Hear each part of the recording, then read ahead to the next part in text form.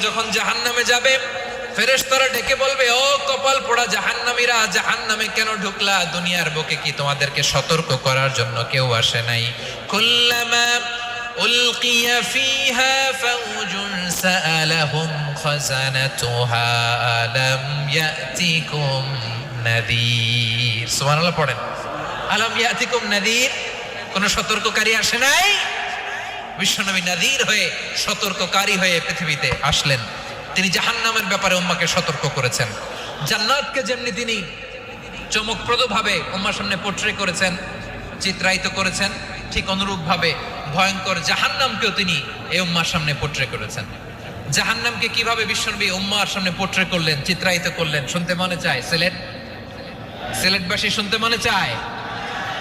জান্নাতের কথা শুনে যেমনি জান্নাতে যাওয়ার ব্যাপারে আপনারা আগ্রহী হয়েছেন, জান্নাতের নাজ নেয়ামতের কথা শুনে